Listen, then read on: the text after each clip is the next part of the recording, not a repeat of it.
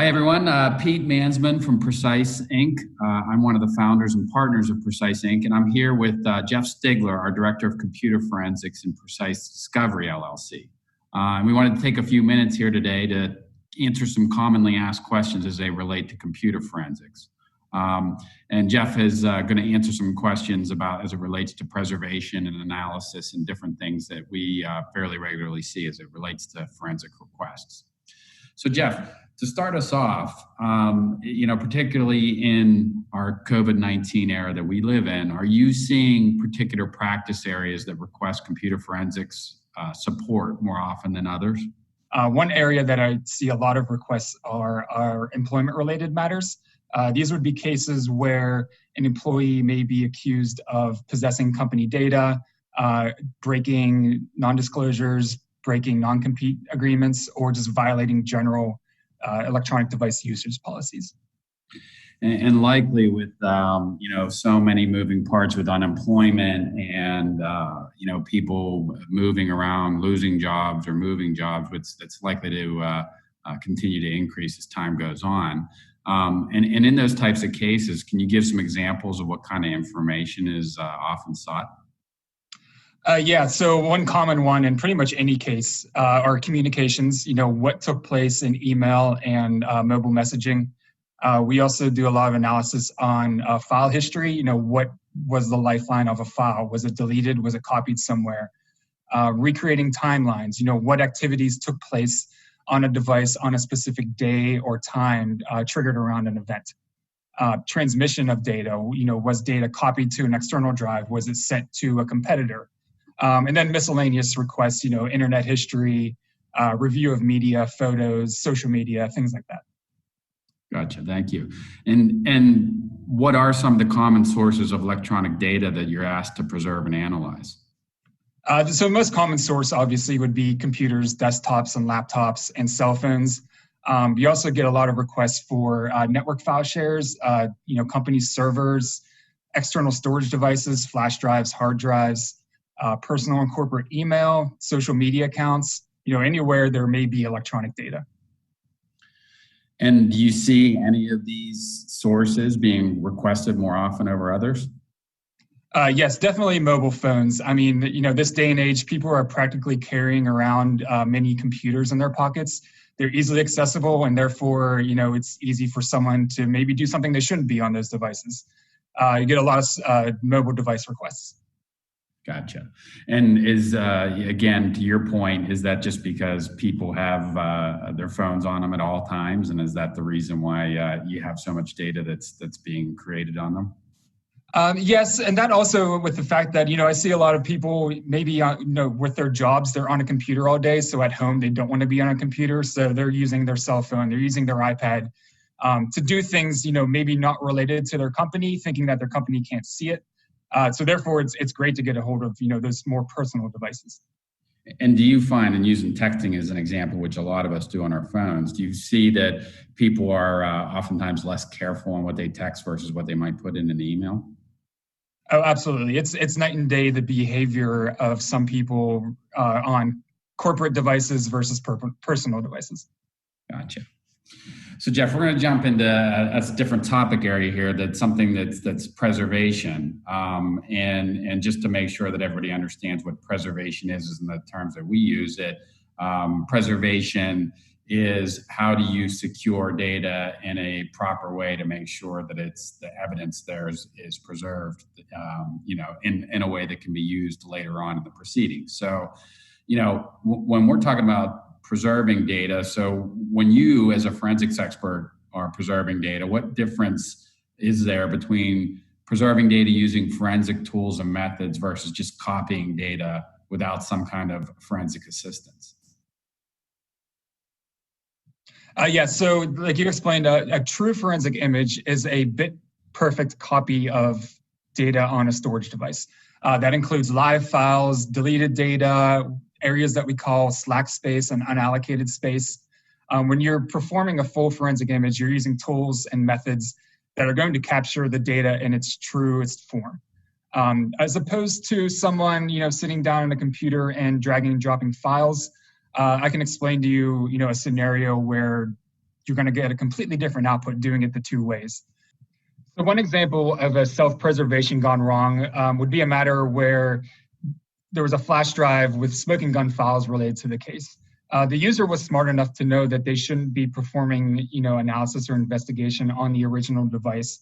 So they plugged it into a computer, dragged and dropped the files and folders from one flash drive to another, and then did what they considered to be, a self-collection. In reality, though, the copy method is not forensically sound. Metadata was lost. You're also missing, potential deleted areas of that device, which may contain other versions of that file that may be extremely useful. And one step further, plugging in the original device has the ability to change that device itself, alter metadata, change the last time a file was accessed. In some cases, I've seen people pull flash drives out from their computers without ejecting it properly first. Therefore, the table of contents of the drive gets corrupted and essentially most of the data is lost. These are some examples of things that can go wrong if you try to perform a simple self-collection of evidence. So Jeff, why do people engage someone like yourself versus just doing preservations on their own? A forensic expert like myself is going to have access to those utilities and knowledge and expertise on how to capture the data, maintaining metadata, maintaining chain of custody. Ultimately down the line, if the case proceeds and we end up in court, one testifying as to how this data was collected, how it was done in a sound manner, as opposed to internal IT or, suspects themselves having to answer how data was collected, why metadata may be misconstrued. A lot of issues can arise via self-collection. So are there any instances where it's okay to self-preserve or self-collect? As a forensic expert, I'd say there's no real method of performing a self-collection that won't potentially lead to problems down the line on, answering questions on how the data was collected and if it was done in a forensically sound manner. And I think we both understand that reality is sometimes the cases are not of enough high value, or there isn't a budget, or there's the likelihood that these issues that we're talking about are not going to be contested, that not every case can bring somebody like yourself in, and that in those cases, self-preservation and collection becomes necessary. And there are times when if you have to do it, you have to do it, but there are certainly some things that can be done to make sure that we avoid the common pitfalls that we see when people do self-collections. And that will be something that we'll be adding as a guide to just make sure people are careful about those things. And then also we may do another video specifically on that topic. So Jeff, when you're engaged, how do you work with, or what's your interactions with a client who has an IT department? Internal IT support can be very useful for an examiner, particularly just to be able to answer questions about, what are data retention policies, where data might be, on a company network that we need to consider. Is encryption in play? These are all questions that more or less need answered before even the first step of preservation can be begun. One of the first things I do when I get engaged in a new matter is to request if there is an IT support person for me to contact to answer some of those technical questions. So, Jeff, can you give us some ideas of things that an attorney should know about their case that might trigger the necessity of involving a computer forensics expert?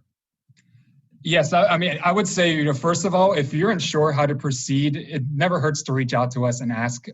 Small matters, big matters, we'll kind of guide you along the work path that you need to follow. But ultimately, if you feel like in your case there's electronic evidence that will need to be presented and also defended in court, you'd much rather have a neutral third-party expert witness, such as myself, on the stand answering questions about how the data was captured, how it was analyzed, what were the findings, rather than an internal IT support or even the suspect themselves. So does it necessarily mean that if you preserve something forensically that you have to do, anything more with that?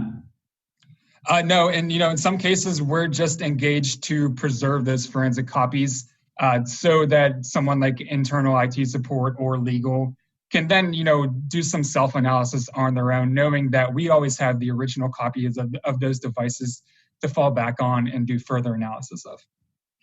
So if something's preserved properly at the beginning, you have basically always have the ability to go back and do a proper forensic analysis at a later date. Yes, I consider, proper preservation, it's the first and, ultimately the most important step of a forensic project. So Jeff, now we're going to get into a little bit about forensic analysis. And analysis from our standpoint would be, you've preserved data correctly, and now you're looking for information on there that's relevant to the case. So could you give us examples or what kind of things can a forensic examiner find on electronic devices that a typical user wouldn't be able to see or find? Yeah, so a forensic examiner, as I mentioned before, is going to have access to those specialized tools and processes that, civilian users may not. A forensic examiner is going to have much easier access to things like deleted data, operating system log files and databases, pulling data from, multiple sources, not just some of the a civilian user performing a self-investigation might come across, easily accessed log files, recently accessed documents, things like that, that may not be a true representation of what took place on the device. The forensic examiner is going to have a much larger pool of data to be able to recreate a story and report on it. So Jeff, do you see problems where a client or client's IT department or the CEO, CFO, whoever it might be, has reviewed information prior to getting a forensics person involved, if there's any concern that forensics expert support will become necessary? Potentially, yes. I can think of one specific matter I worked on where it was a company that suspected a former employee of modifying or deleting company data after their termination. The internal IT support did a good job of, coming up with some evidence and records that activities took place, enough to the point where they felt like they needed to formally engage myself as a forensic expert. When I got my hands on the data, what I had seen was this internal investigation had been performed on the original device. No copy or image had been made beforehand. So therefore, in addition to me having to basically redo the work of the analysis portion, I had to also spend a considerable amount of time discerning between what activities took place by the user themselves and which was done by the internal IT investigation. This added a lot of unnecessary time and then increased the budget of the project significantly. So that's an example of, somewhere that an internal investigation may be more harmful than helpful. And so basically, don't touch a device until a copy's been made, so that you're not there trying to discern who was doing what on a device. I absolutely say to people, even if you don't engage us for forensic analysis, there's an extreme amount of worth in forensic preservation. Engage us, we'll do the forensic preservation, and then you can more or less do as you like with the data after that point, knowing that we have the original copies of it to ultimately revert back to. Great. So Jeff, can you give us some information, or what types of information are helpful for you to have at the beginning of engagement to provide accurate scope and pricing? Yes, a lot of forensic projects are scope driven, how many devices, how many accounts, how much data. So ultimately, coming up with an initial inventory of where are data areas that we need to collect and, analyze. What devices did the person use? What accounts were present? Where did the person store files on the network? Things like that. Like I mentioned, the pricing is typically scope based. So having a better idea upfront of how much data we may be handling will give us a better idea of, estimates for potential projects. Well, thank you, Jeff, for this information and helping to answer some commonly asked questions. We will be doing more videos in the future to expand upon these topics, and appreciate your time here today. Thank you. Talk to everyone soon.